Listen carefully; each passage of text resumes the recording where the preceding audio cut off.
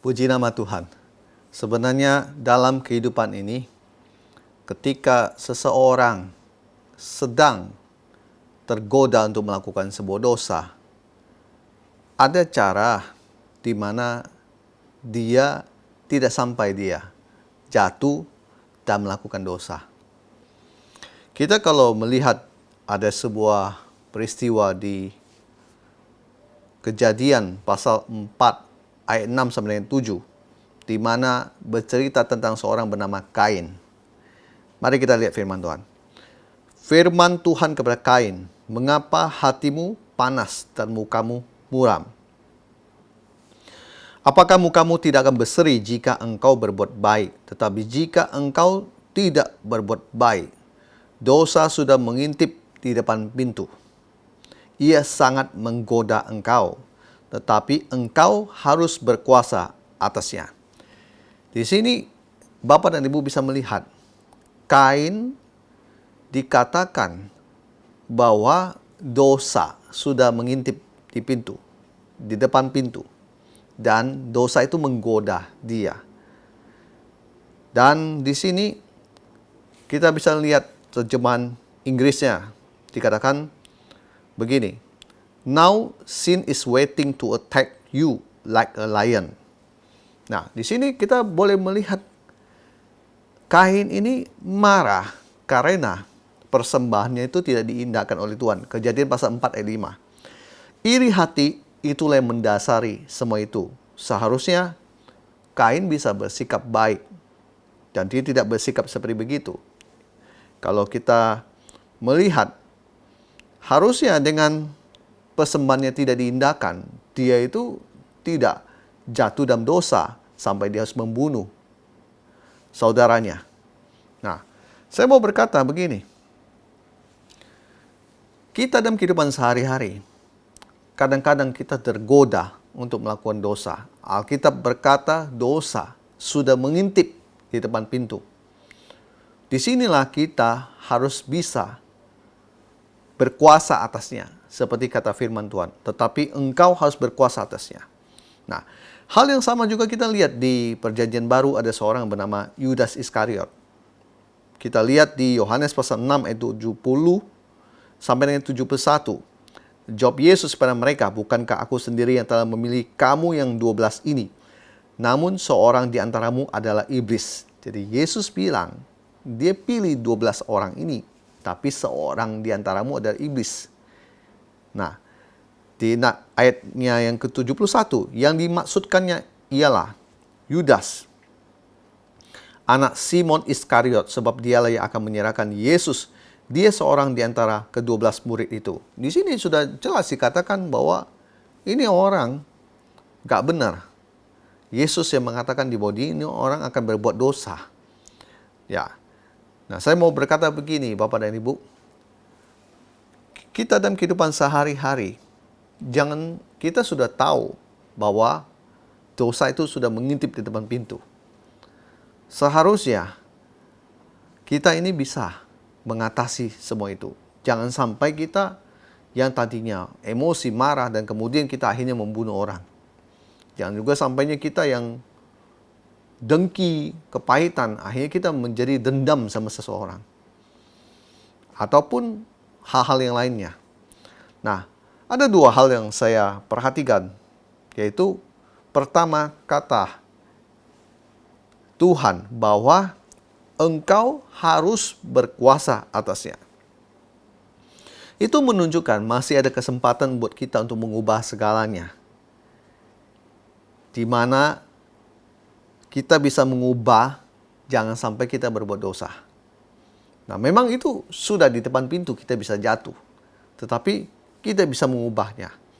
Nah, kita bisa juga dengan cepat-cepat untuk bertobat dan berbalik kepada dosa. Nah, itu solusinya. Bukan malah dibiarkan dan diteruskan perbuatan dosa tersebut. Dan bilang, sudah tanggung ini, makanya saya lakukan saja, sudah begini. Kita harus berkuasa atasnya. Jangan sampai godaan dosa itu membuat kita semakin jauh dari Tuhan. Akhirnya kita hidup makin jauh dari Tuhan. Yang kedua begini, kasih menutupi banyak dosa. Ada firman Tuhan berkata, 1 Petrus pasal 4 ayat 8, tetapi yang terutama, kasihlah sungguh-sungguh seorang akan lain. Sebab kasih menutupi banyak sekali dosa.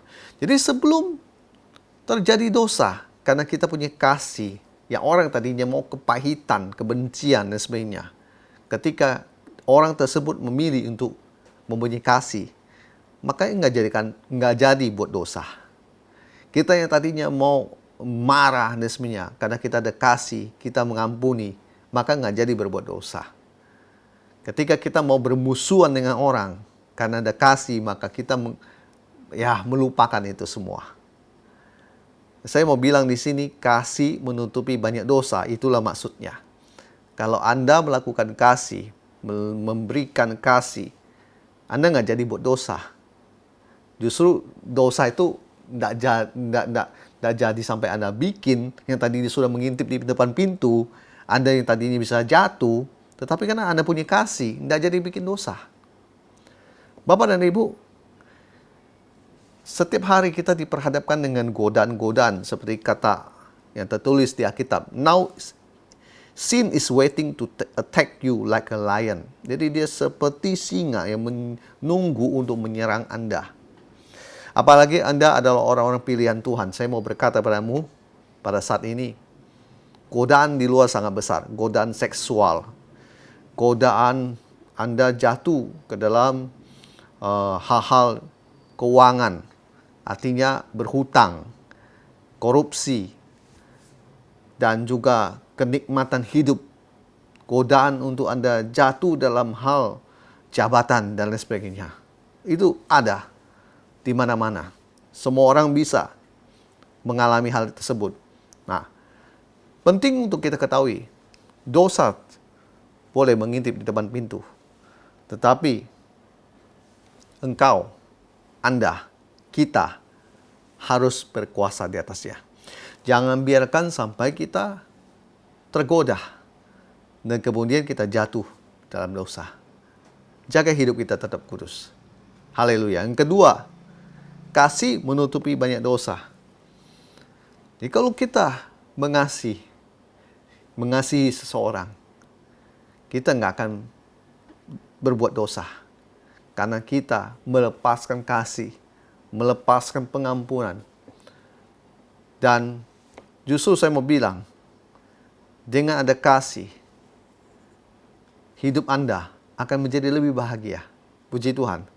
Saya berdoa di hari-hari ini supaya umat Tuhan, jemaat Tuhan, semakin kuat dan hidup kudus di hadapan Tuhan. Dan juga untuk para hambanya, semua yang berjuang di garis depan, ketahuilah satu hal, Anda Tuhan pakai. Tetapi jangan biarkan sampai hidupmu Anda jatuh dalam dosa. Dan hidupmu hanya seputar jatuh bangun dalam dosa. Orang lain mungkin nggak tahu apa yang Anda kerjakan. Tetapi Tuhan tahu. Dan Tuhan saat ini mau bilang bahwa dia peduli sama Anda. Dia mau Anda berbalik ke jalannya. Jangan tinggalkan pekerjaan Tuhan yang sedang Anda lakukan. Anda tahu bahwa Tuhan sedang memperhatikan Anda. Doa saya untuk Anda, bangkit kembali ada dalam jalan Tuhan. Walaupun dosa mengintip di dalam pintu, Anda bisa berkuasa di atasnya. Tuhan Yesus memberkati kita semua. Haleluya. Amin.